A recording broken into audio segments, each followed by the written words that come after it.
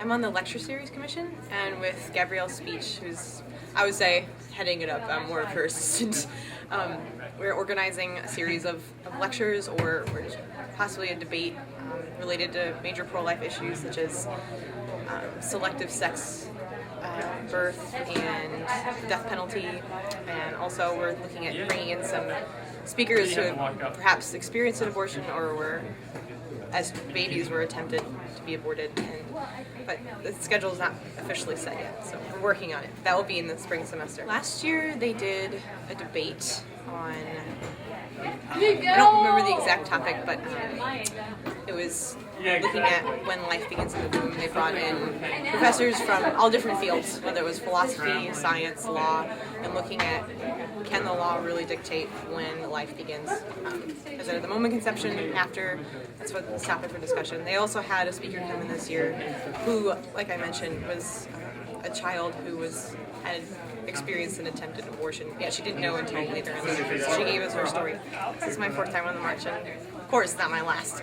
But I started coming my freshman year. Freshman year, I went on our short trip, so it was a little overwhelming and rushed, but wonderful though at the same time.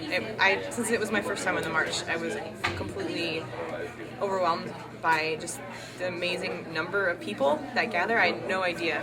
In high school, I was pro-life, but I never really had the chance to go on the march. So when I finally did, it was well beyond my expectations as to what the march actually was.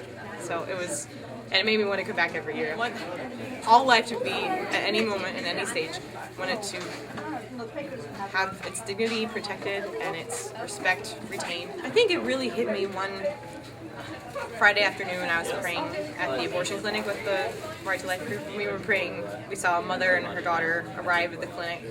The mother and the daughter went in, and the mother came out and waited. And it was just my heart went out to that daughter and thinking, oh my goodness, her mother is letting her do this, her mother brought her here, and just realizing that the culture exists and that it even exists in the relationship between a mother and her daughter.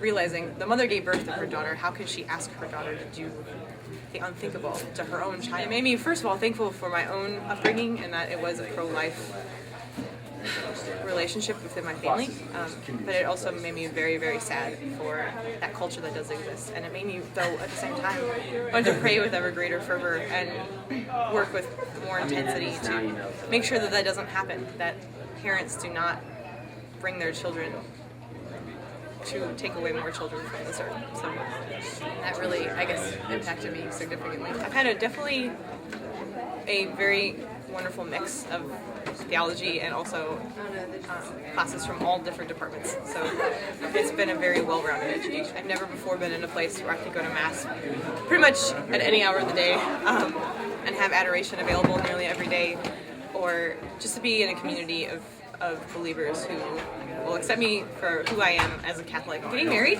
to our March for Life leader this year, Mike McHale, and he's in the United States Marine Corps, well, an ROTC here, and so we'll be moving to Virginia eventually to continue his training.